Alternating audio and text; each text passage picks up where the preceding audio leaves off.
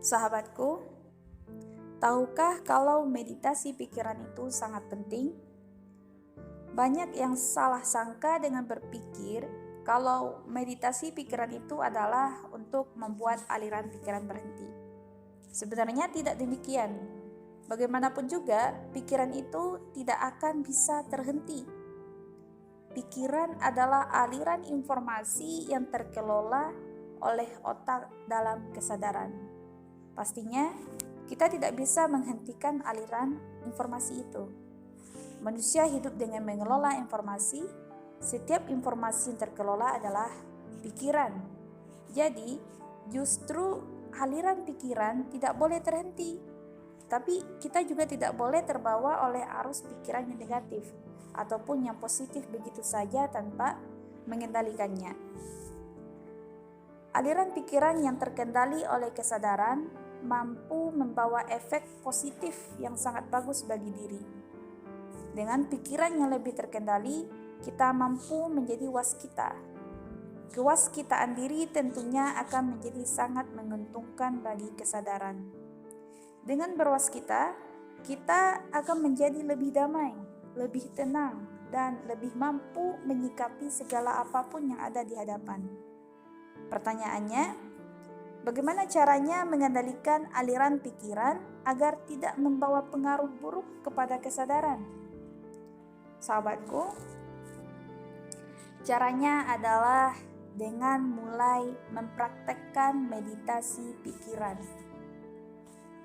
Sebenarnya, meditasi pikiran itu tidak terlalu rumit, tidak juga butuh waktu yang lama dalam praktek. Dalam hitungan menit pun kita bisa melakukannya dan bisa juga menikmati hasilnya tanpa butuh pengetahuan yang terlalu rumit tentang pikiran atau otak. Untuk aplikasinya sendiri ada 2 tahap yang bisa kita praktekkan. 2 tahapan ini akan sangat berpengaruh pada jasad dan jiwa kita apabila dipraktekkan secara netral. Dengan kata lain, segala beban, segala hasrat harus terlebih dahulu dinolkan sebelum mulainya. Lalu bagaimana cara mempraktekkan meditasi pikiran? Baiklah sahabatku, mari kita langsung kepada 2 tahap itu. Tahap pertama yaitu terima dan bernafaslah. Coba tutuplah mata Anda. Biarkan aliran pikiran apapun itu bergejolak dan berputar-putar sambil Anda mengatur nafas. Jangan fokuskan diri Anda pada aliran pikiran, tapi fokuskan saja diri Anda untuk memperhatikan aliran nafas. Teruslah bernafas sampai nafas Anda menjadi teratur. Baiklah, di sini rahasianya. Saat jasad kita menarik nafas dalam-dalam, detak jantung sedikit meningkat. Saat jasad mengeluarkan nafas, detak jantung melambat. Nafas dalam yang berulang secara alami akan membuat detak jantung lebih sinkron dengan nafas. Ini membuat otak kita melepaskan endorfin yang merupakan bahan kimia yang memiliki efek menenangkan alami. Saat jasad seseorang tenang secara alami, maka neokorteksnya atau bagian otak logisnya itu bisa bekerja dan aktif. Dalam dunia kedokteran sendiri, sudah terbukti kalau pernafasan dalam yang lambat dapat meningkatkan aktivitas saraf vagal yang diindeks oleh variabilitas detak jantung atau HRF. HRF ini dikaitkan dengan pengambilan keputusan yang lebih baik. Saat nafas Anda sudah memperhatikan nafas mulai teratur, maka masuklah ke tahap yang kedua. Jangan terburu-buru, kadang kita selalu terburu-buru menyelesaikan masalah tanpa memantaskan diri. Kepantasan diri adalah kepantasan jasad dan jiwa dalam membentuk keadaan. Jadi jangan menipu prosesnya, meski kita begitu ingin semuanya terselesaikan.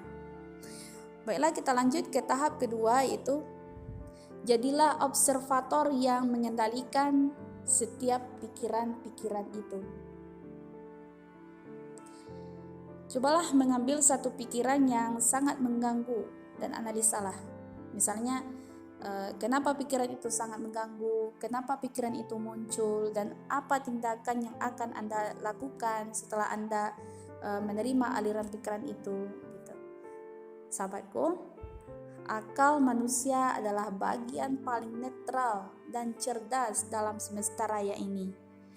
Ego kita tidak akan mampu menjawab pertanyaan-pertanyaan itu, tetapi akal mampu menjawabnya dengan cerdas. Untuk mampu menggunakan akal kita harus terlebih dahulu netral.